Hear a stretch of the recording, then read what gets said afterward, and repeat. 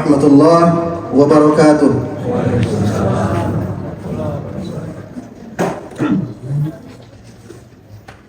Alhamdulillahilladzi anzala as-sakinata fi qulubil mu'minin liyazdadu imanan ma'a imanihim. Asyhadu an la ilaha illallah wahdahu la syarika lah wa asyhadu anna Muhammadan abduhu wa rasuluh. Allahumma salli ala Muhammad wa ala alihi wa ashabihi ajma'in. Qala ta'ala a'udzu billahi minasy syaithanir rajim. Bismillahirrahmanirrahim. Khudh min amwalihim shadaqatan tutahhiruhum wa tuzakkihim biha wa salli 'alaihim. Inna salataka sakanun lahum wallahu samii'un 'alim. Alhamdulillah, Bapak Ibu jamaah salat Isya dan Tarawih yang dimuliakan Allah Subhanahu wa taala, kita perbanyak syukur kepada Allah. Malam hari ini Allah masih beri nikmat yang banyak kepada kita. Nikmat yang tak bisa kita hitung saking banyaknya. Dan wajib kita syukuri. Jika kita syukuri, maka Allah akan tambah nikmat yang Allah berikan kepada kita. Dan jika kita kufur, kita lupa, lalai bersyukur, Allah ingatkan bahwa azab Allah sangat pedih. Kemudian kita perbanyak salawat kepada Nabi kita Muhammad sallallahu alaihi wasallam. Kita ikuti apa yang diajarkan oleh beliau hingga akhir hayat kita. Bapak Ibu jamaah salat Isya dan Tarawih yang dimuliakan Allah Subhanahu wa taala, kita hari ini hidup sebagai seorang muslim sudah banyak mendapatkan dakwah, mendapatkan ilmu, mendapatkan informasi mengenai apa yang kita yakini. Dalam hal sebagai seorang muslim, kita sudah sering diajarkan bagaimana makna syahadat. Karena rukun Islam yang pertama adalah syahadat.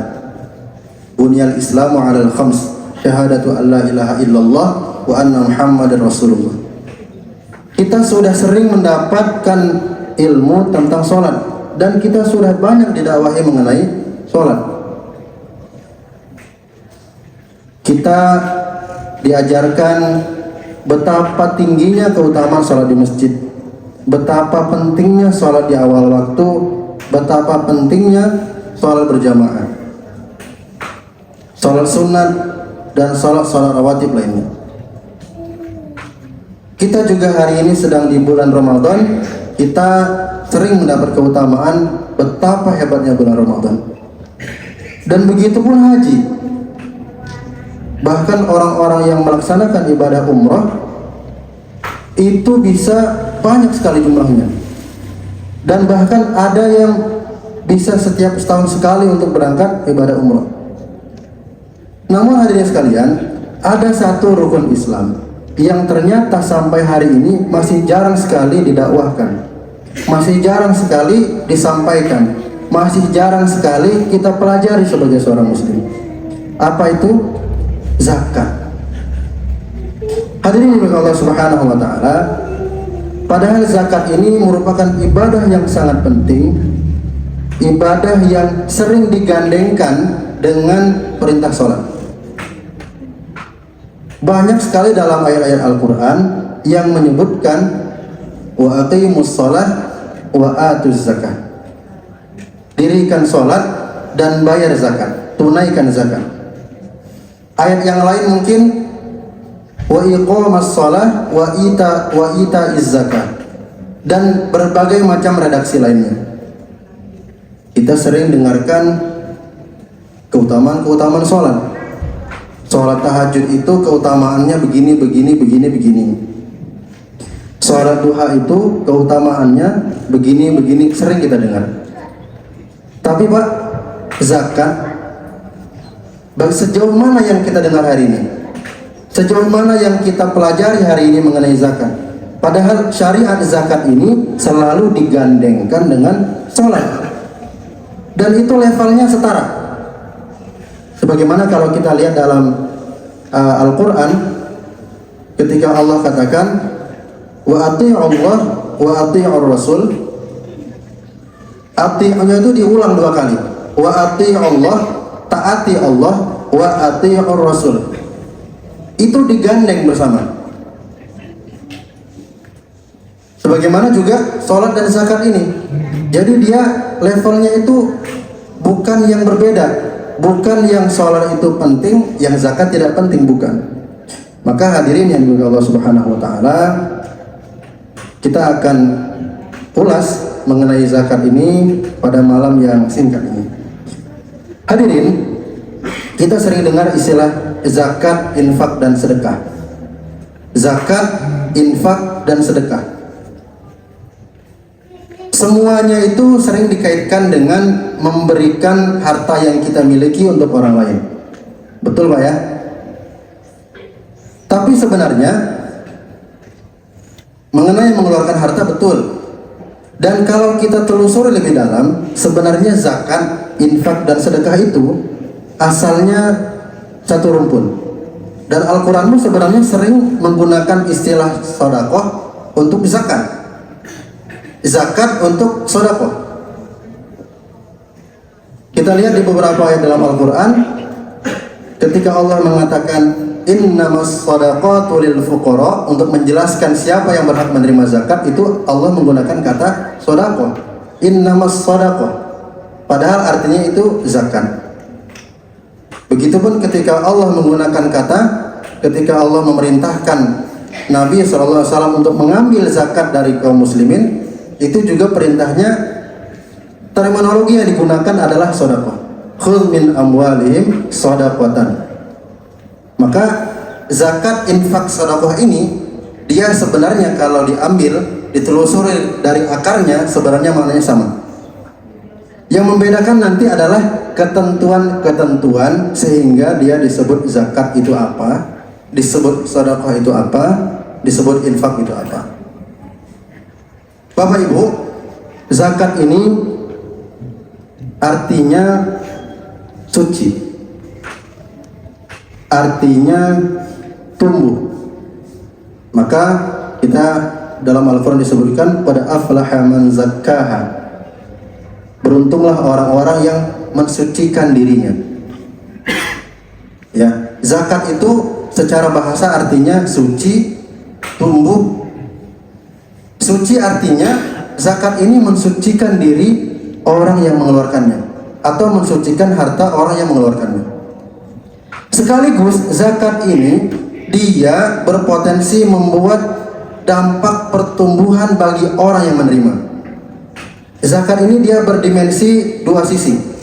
Yang memberi dia mendapatkan pembersihan diri, yang menerima dia harusnya mendapat dampak pertumbuhan. Artinya ketika orang itu menerima zakat, dia tumbuh hidupnya dari yang miskin menjadi tidak miskin, dari yang fakir menjadi tidak fakir. Kemudian dari yang sebelumnya tidak soleh menjadi soleh. Begitulah dampak dari zakat. Kemudian kalau infak ini sering dikaitkan dengan memberikan harta untuk keperluan atau kepentingan tertentu. Contohnya apa? Seorang suami memberikan harta kepada keluarganya, itu namanya nafkah. Nafkah itu satu rumpun kata dengan infak. Artinya suami itu sedang memberikan hartanya, berinfak dalam sebuah ketentuan untuk kepentingan. Artinya memang dia diwajibkan untuk memberikan harta kepada keluarganya, dan itu tidak ada hitungannya. Beda dengan zakat. Kalau zakat itu ada ketentuannya, berapa yang harus dikeluarkan, kalau hartanya segini keluarnya berapa. Kalau infak tidak. Maka Bu, tidak ada kewajiban suami harus berinfak atau memberi nafkah berapa dari yang dia dapat. Tidak ada diatur. Beda dengan zakat. Adapun sedekah itu mengeluarkan harta untuk apa saja. Dan juga sedekah itu dia berbuat kebaikan yang di luar harta pun bisa disebut sedekah. Maka ada hadis Nabi SAW katakan, tabassumuka fi wajhi akhika sedekah. Senyummu kepada saudaramu adalah sedekah. Menyingkirkan batu di jalan adalah sedekah. Maka sedekah ini maknanya lebih luas, bukan hanya tentang harta. Kemudian Bapak Ibu yang dirahmati Allah Subhanahu wa taala, mengenai zakat ini kita sudah tahu zakat itu apa. Zakat itu secara bahasa tadi membersihkan diri, kemudian menumbuhkan orang lain. Dan lebih lanjut, zakat ini merupakan harta yang wajib kita keluarkan ketika telah terpenuhi syarat dan ketentuan. Jadi kalau tadi infak, sedekah itu tidak ada ketentuan, Pak. Kita mau sedekah 1.000, 2.000, 5.000, 10.000, 1 juta, 10 juta silahkan. Tidak ada batasan. Tapi kalau zakat itu dia dihitung. Ada ketentuannya, ada kalkulatornya. Tidak bisa sembarangan. Kalau ada orang punya harta sekian, 1 miliar misalnya, dia ingin keluarkan misalkan 5 juta. Saya katakan 5 juta ini sebagai zakat. Gak bisa. Dia harus hitung uang itu dengan hitungan tertentu, ditelisik lagi syarat-syaratnya sudah terpenuhi atau belum, sehingga itu bisa disebut zakat atau disebut infak atau disebut sedekah. Bapak Ibu, kemudian apa sebenarnya keutamaan zakat ini? Allah Subhanahu wa taala firmankan dalam surah At-Taubah, a'udzubillahi minasyaitonir rajim, khudh min amwalihim shadaqatan tutahhiruhum wa tuzakkihim biha. Allah katakan kepada Nabi sallallahu alaihi wasallam, ambillah zakat dari mereka. Jadi Pak, perintah zakat itu sebenarnya ketika awal ada syarat itu, zakat itu dijemput. Ya, zakat itu dijemput. Bahkan ketika zaman Abu Bakar As-Siddiq itu, kita tahu ketika Nabi SAW wafat, sebagian kaum muslimin itu murtad. Sebagian kaum muslimin itu ada yang mengaku nabi palsu. Sebagian kaum muslimin ada yang nggak mau bayar zakat. Apa kata Abu Bakar As-Siddiq? Perangi orang-orang yang enggan membayar zakat. Artinya zakat ini merupakan pilar yang sangat penting. Maka Allah langsung sebutkan bagaimana cara mengambilnya. Khudh min amwalihim, ambil dari harta mereka, shadaqatan tutahhiruhum. Bapak Ibu, zakat ini apa sebenarnya keutamaannya?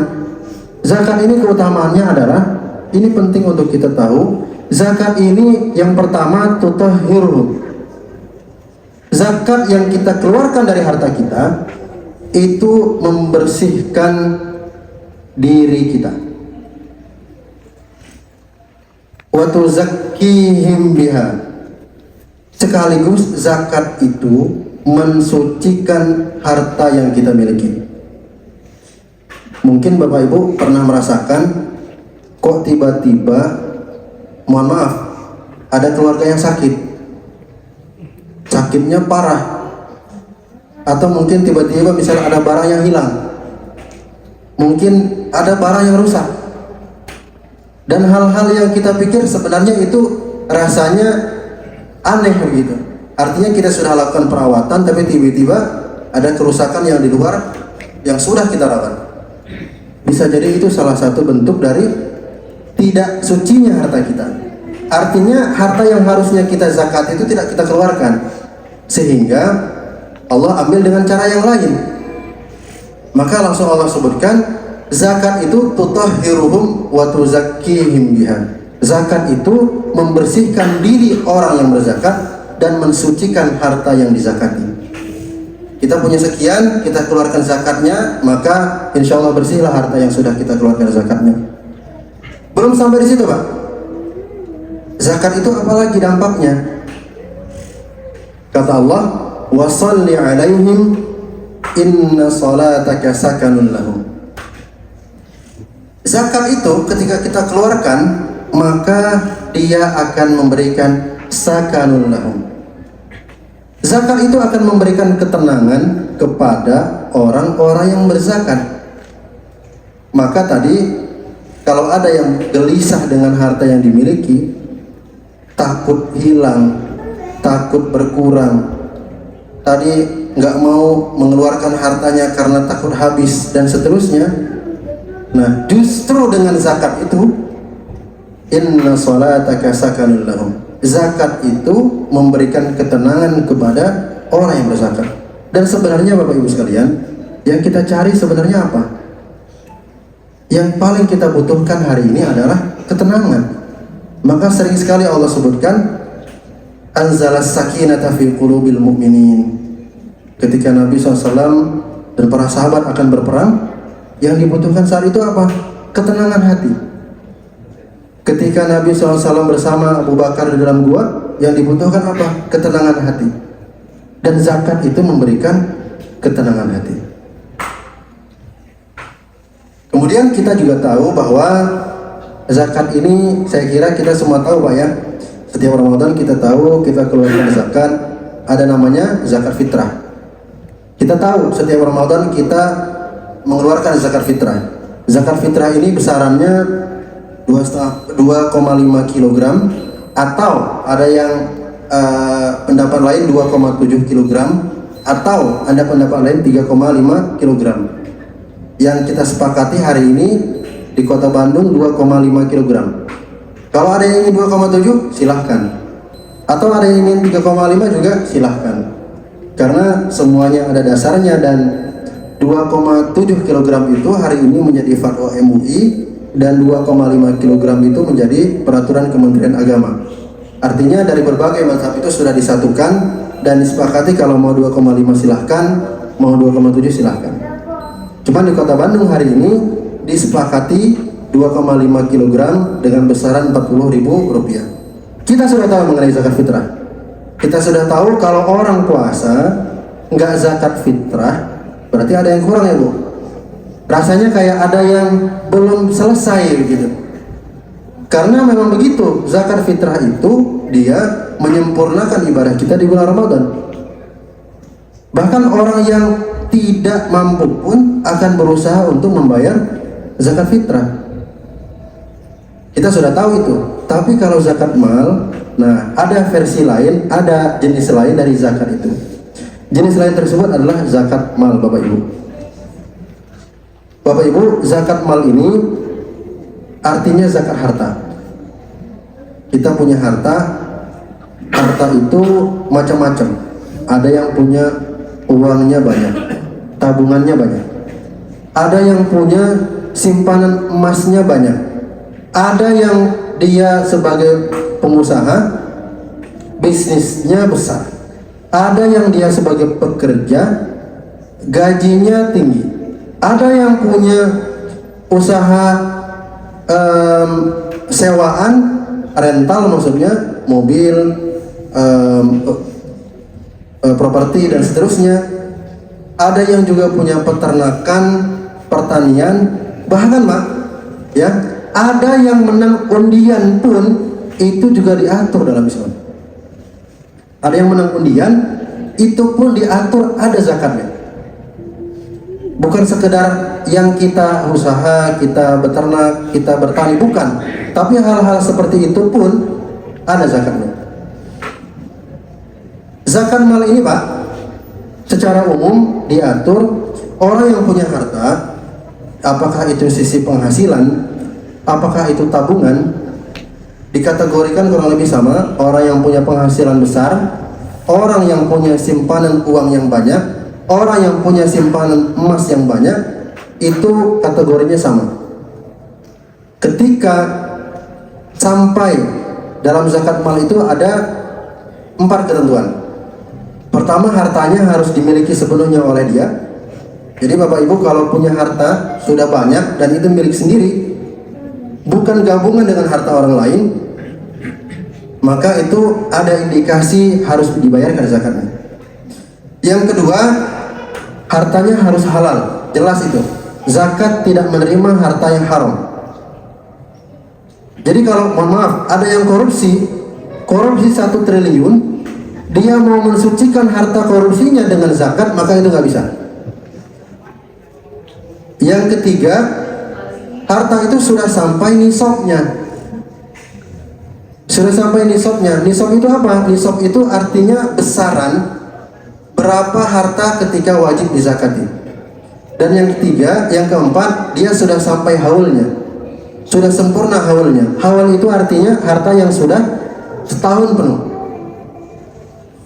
Nah tadi untuk penghasilan zakat emas, simpanan, uang simpanan itu ketika orang sudah sampai 85 gram emas, sudah selama setahun, maka dia wajib mengeluarkan zakat sebesar 2,5%. Nah, bagaimana menghitung haulnya, Pak? Menghitung haulnya adalah hari ini kita bulan Ramadan. Yang paling mudah menghitung haul itu adalah dimulai dari bulan Ramadan. Kita bingung, saya nyimpan ini antam, saya nyimpan emas dari bulan kapan ya? Ini emas sudah sampai 85 gram. Tapi saya bingung ini mulai genap 85 gram ini dari kapan? Maka agar mudah, mulai saja dari Ramadan ini. Keluarkan zakatnya 2,5%. Bapak Ibu punya simpanan uang di bank sudah lebih dari 85 gram emas. Tinggal dikonversi saja. Hari ini 1 gram emas berapa, kemudian dirupiahkan berapa, maka kurang lebih segitu. Bingung ini 185 gramnya ini agar dihitung haul kapan? Maka mulai saja Ramadan. Ramadan dan tahun baru Hijriah dan awal tahun baru Hijriah merupakan hitungan yang memudahkan kita untuk menghitung kapan haul itu. Kemudian ada lagi zakat yang lain. Bapak Ibu punya usaha misalkan sewa menyewa. Zaman Nabi tidak diatur, Pak, zakat sewa menyewa. Maka ulama hari ini mengkiaskan zakat sewa menyewa itu dengan zakat pertanian. Dia nisabnya, kadarnya 5% dari nilai total yang wajib dizakati. Dan itu dikeluarkannya tidak setahun sekali, tapi ketika hasil dari sewa menyewa itu didapat. Kemudian juga sebagaimana tadi disampaikan, zaman Nabi tidak ada undian. Kalau judi dari zaman Nabi itu ada. Judi itu adalah aktivitas orang-orang dari zaman dulu. Maka Allah menegur dalam Al-Quran jelas sekali bahwa minum khamar, innamal khamru wal maisir wal ansab wal azlamu rijzun min amali syaitan. Minum khamar, mengundi nasib dengan anak panah atau berjudi, karena orang-orang zaman dulu itu judinya seperti itu adalah perbuatan syaitan. Judi udah ada dari zaman dulu, Pak. Tapi kalau undian enggak. Undian itu zaman-zaman sekarang. Bahasa istilahnya sekarang giveaway, atau ada undian berhadiah. Undiannya hadiahnya mobil misalkan. Ada orang dapat undian, dapat hadiah mobil. Nah, orang yang dapat undian hadiah mobil itu sudah sampai nisabnya, maka dia wajib keluarkan zakatnya. Dan karena itu nilai yang bisa dibilang cuma-cuma, dia tidak keluar sama sekali modal, maka zakatnya itu cukup besar, sampai 20%. Itu dikiaskan dengan barang temuan, harta temuan. Kalau zaman dulu ada, Pak, harta temuan, Pak. Lagi menggali tanah, ketemu emas 1 karung misalnya, maka itu dikeluarkan zakatnya harta temuan. Hari ini rasanya kita kalau gali tanah, gali sumur, nggak nemu emas, ya, nggak nemu emas. Maka kiasnya adalah hari ini, karena modelnya adalah ada undian atau sejenis giveaway dan selainnya, maka itulah kiasnya. Bapak Ibu punya misalkan bisnis, maka tinggal dihitung nanti berapa modalnya, berapa piutangnya, berapa asetnya, kemudian berapa keuntungannya, sehingga nanti dihitung zakatnya. Dan itu juga ada perbedaan pendapat, apakah zakatnya dihitung dari total aset atau dihitung dari keuntungan saja. dan masih banyak jenis-jenis zakat lainnya. Kemudian hari ini misalkan Bapak Ibu sudah merasa, oh ya, harta yang saya miliki sudah wajib kena zakat, saya sudah wajib mengeluarkan zakat. Kapan waktunya? Waktu yang terbaik adalah agar kita tidak bingung, keluarkan dari sekarang, di bulan Ramadan, agar menghitung haulnya itu mudah, agar tahun depan di bulan Ramadan lagi. Kemudian untuk siapa zakat ini diberikan? Maka tadi di awal dikatakan zakat itu dia menumbuhkan. Kalau zakat tidak menumbuhkan, maka ada yang salah dalam mengelola zakatnya. Bapak Ibu, zakat ini diperuntukkan untuk 8 jenis kelompok manusia, atau kita sering menyebutnya dengan istilah asnaf. Siapa saja yang berhak menerima zakat itu? Allah katakan, a'udzubillahi minasyaitonirrajim, bismillahirrahmanirrahim, innamas shadaqatu lil fuqara wal masakin. Lagi-lagi Allah menggunakan istilah sedekah, bukan zakat. Tapi sebenarnya sedekah yang dimaksud dalam surah At-Taubah ini adalah zakat. Sesungguhnya zakat itu hanya diperuntukkan bagi lil fuqara, bagi orang-orang fakir. Jadi Pak, fakir dan miskin itu jenis yang berbeda Pak. Fakir itu beda, miskin itu beda. Kita sering sebut fakir miskin, ya. Padahal beda. Fakir itu orang yang miskin ekstrim. Hari ini pemerintah menyebutnya dengan kemiskinan ekstrim. Orang dengan penghasilan satu orangnya itu kurang lebih sekitar 500 ribuan. Ada data detailnya di BPS. Artinya kalau ada orang dalam satu keluarga, dia 4 orang, suami, istri dan 2 orang anak, dia berpenghasilan di bawah 2 juta rupiah, maka dia masuk ke dalam fakir. Fakir itu adalah dalam Islam disebut sebagai level terendah dalam tatanan ekonomi, secara ekonomi. Maka kalau dalam zakat, fakir ini dia harus diberi dana zakat untuk memenuhi kebutuhan primer hidupnya, untuk makanannya, untuk tempat tinggalnya, untuk biaya pendidikan anaknya. Ini fakir. Yang kedua, orang yang berhak menerima zakat itu adalah al-masakin, orang miskin Bu. Siapa orang miskin? Orang miskin adalah orang yang naik sedikit dari fakir. Jadi fakir dan miskin itu berbeda. Fakir tadi adalah kemiskinan ekstrim. Miskin orang yang dia di atas fakir tapi belum mampu membayar zakat.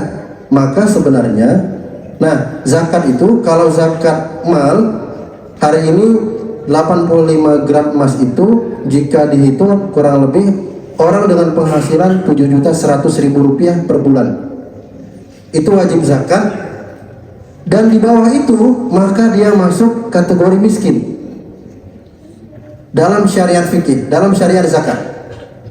Kalau menurut pemerintah enggak Pak ya, pemerintah itu bahkan disebut orang berpenghasilan berapa gitu ya, itu juga masih disebut hidup layak. Tapi kalau dalam Islam sebenarnya orang yang belum mampu berzakat, zakat itu zakat mal ditetapkan kurang lebih 7.100.000 per bulan penghasilannya, maka di bawah itu dia sebenarnya masuk kategori miskin. Tapi kalau itu diterapkan di Indonesia, pemerintah bisa kelabakan untuk membantu orang-orang miskin. Maka standar kemiskinannya beda. Siapa lagi orang yang menerima zakat? Wal 'amilina 'alaiha. Yang menerima zakat yang ketiga itu adalah amil. Bapak Ibu, istilah amil adalah orang yang mengelola zakat. Kita hari ini ada namanya, ada badan amil zakat, ada lembaga amil zakat. Masjid juga bisa sebagai amil. Maka yang mengelola zakat ini berhak menerima dana zakat untuk operasionalnya. Dan itu ditentukan 1/8 karena ini hanya 8 asnaf. Maka yang boleh diambil dari asnaf amil adalah 1/8. Jadi mohon maaf kalau misalkan nanti masjid sebagai pelaksana zakat sehingga nanti akhir Ramadan zakat fitrah ataupun zakat mal, maka amil ini boleh mengambil dana operasional 1/8 dari dana zakat yang dikumpulkan.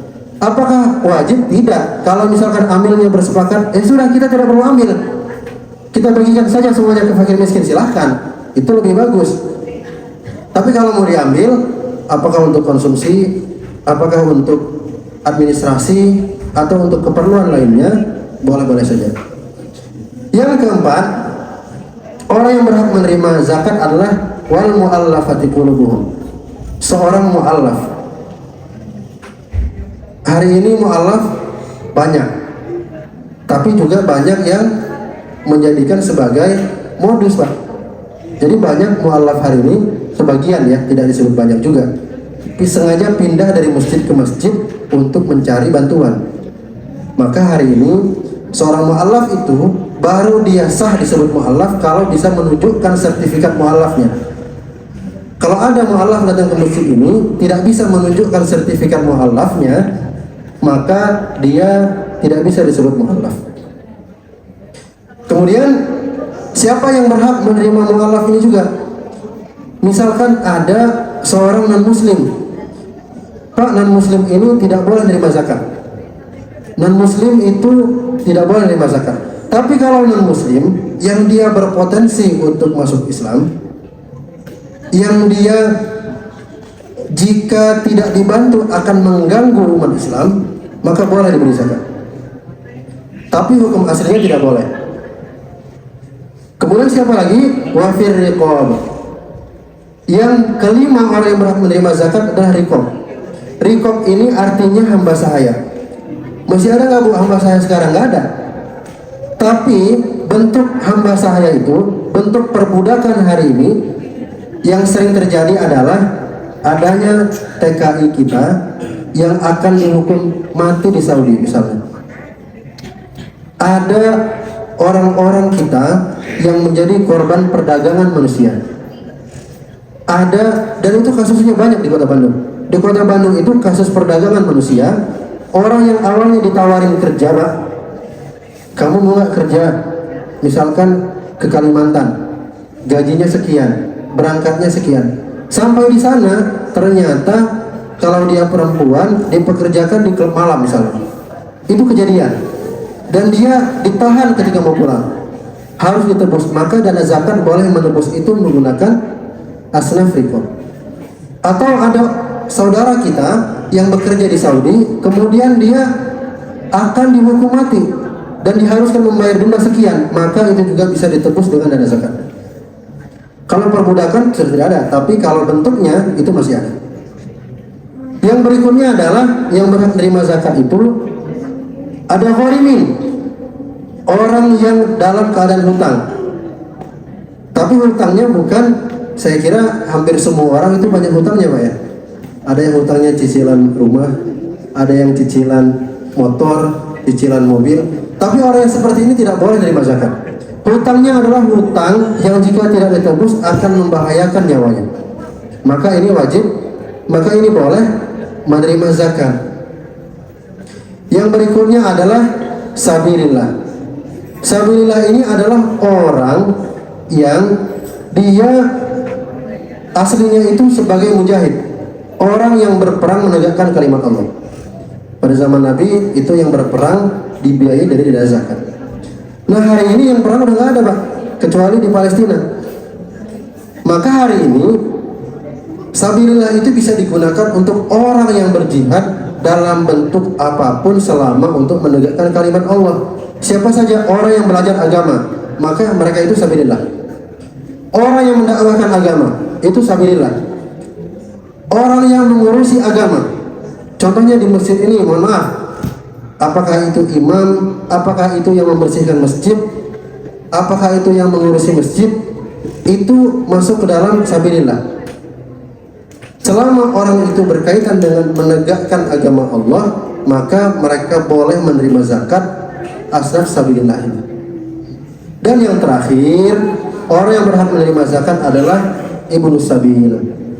Ibnu Sabil itu siapa? Ibnu Sabil adalah orang yang dalam perjalanan.